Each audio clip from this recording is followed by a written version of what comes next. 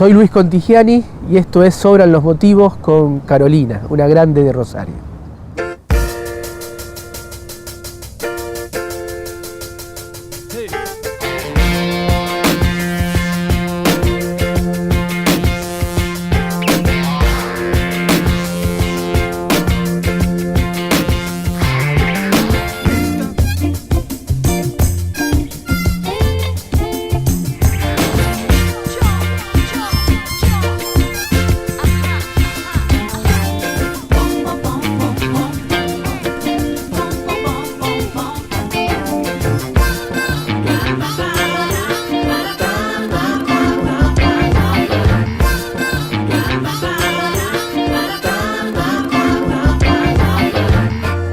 Soy Carolina Coscarelli y esto es Sobran los Motivos.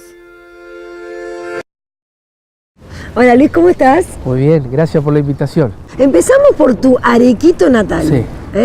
Liga Casildense. Así es. ¿De qué jugaba? Empecé a jugar de número 9, después jugué un tiempo de 10. Ajá. Pero esos son mis dos puestos principales. Los más deseados, te digo. Sí, hice las inferiores en el Club Atlético 9 de Julio, mi querido club, que lo llevo en la sangre porque en ese club fue mi segundo hogar, mi segunda casa. Ahí también me formé. Claro. En una época donde los directores técnicos formaban, ¿no? Te enseñaban cómo gastar la plata, cómo manejarse en la noche, los cuidados. A lo Grigol, digamos. Muy en esa línea, lo Bielsa, lo Grigol, muy en esa línea. Yo me acuerdo un gran técnico que tuve en la vida, que es el Talo Faraone, un hombre de San José de la Esquina. La primera vez que me había ganado un dinero jugando al fútbol, me llama y me dice, usted, porque me trataba de usted, yo era un mocoso, pero usted me dice, y me enseñaba el significado de lo que estaba viviendo yo, ¿no? Y eso me quedó grabado por mucho tiempo. Y que tal vez lo podés aplicar a otras situaciones en tu vida. Porque esos aprendizajes uno después, sobre todo en ese momento, ¿no? de crecimiento, uno después los aplica. ¿Y qué te dejó de aprendizaje de estar en un taller de herrería? ¿15 años tenías? Sí, empecé a trabajar con mi papá. Mi papá yo vengo de un hogar de trabajadores. Mi papá y mi mamá tenían 6º, 7º grado. Trabajaron e hicieron en la vida de todo porque la preocupación central de ellos, además en cuanto a criarme, sí, y como padres y pensar mucho en mí como lo hicieron siempre, su preocupación central era llegar a fin de mes. Y bueno, eran gente de trabajo, pero me criaron en un hogar con mucha dignidad, mucha dignidad.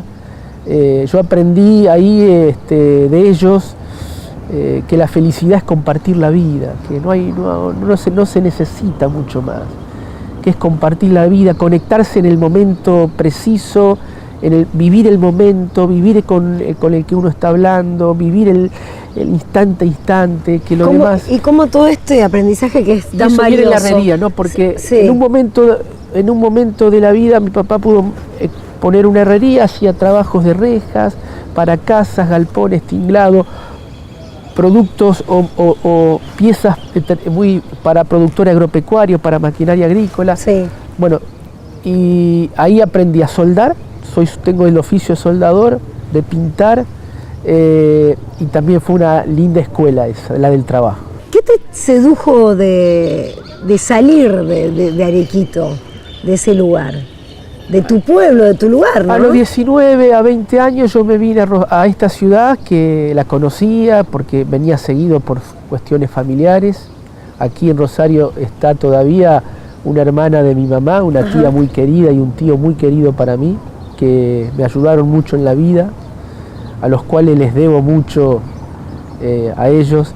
Y entonces yo venía de chiquito a pasear, a estar con ellos, y ya a los 19, 20 años vine a trabajar y luego a estudiar, ¿no? Porque primero tenía que solventarme un poco la vida y después vine a estudiar abogacía, derecho, carrera que no terminé, pero esos 5 años que hice me abrieron la vida, me abrieron el universo conceptual, mi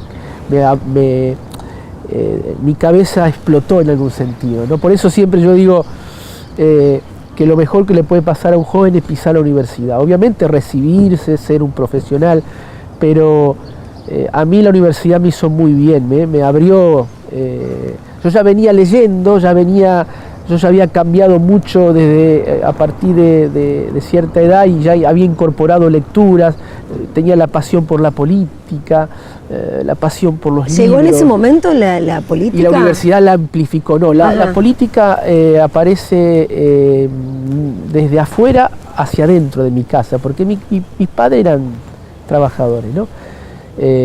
Y aparece en Arequito, a mí me marca generacionalmente toda la apertura democrática de la Argentina, todo ese boom democrático, sí, ¿no? Sí. Me marca mucho y eso me empieza a digamos, llevarme a estar muy curioso de toda esa problemática del país.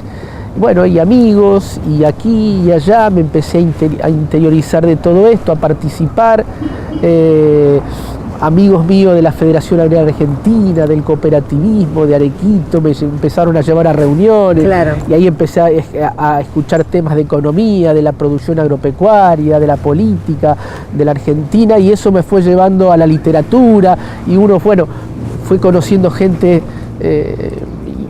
que en la vida me fue dando también muchas cosas en ese sentido, ¿no? Libros, recomendaciones. ¿Sos un gran lector, amante de la lectura? Sí, de chico, de joven, lo incorporé a mi gusto tarde, o sea, estoy hablando, yo empecé a leer 13, 14 años. Tendría que haber empezado a leer mucho antes, pero... ¿Y quién te da el primer libro? ¿O quién abona, digamos, eso que después se transformó en una pasión? Y bueno, no recuerdo específicamente el primer libro, pero... Pero hubo una situación... sí, una situación, sí. Un gran maestro de Arequito, un gran librero, Alfredo Giseli, un gran persona, que tenía una librería muy rara para los tiempos pueblerinos de Arequito, porque era una librería donde se podía conseguir libros de ensayo y de filosofía en un pueblo... Eso te iba a decir raro, porque raro. He estado en muchos pueblos y una librería. Librería, sí. Y Alfredo Giseli fue una de las personas que me introdujo a los libros. Y uno de los libros que me marcó, Las venas abiertas de América Latina, de Eduardo Galeano. Ese, más las bases de Alberdi, más una biografía de Irigoyen de Manuel Gálvez. Esos son seguramente los primeros libros.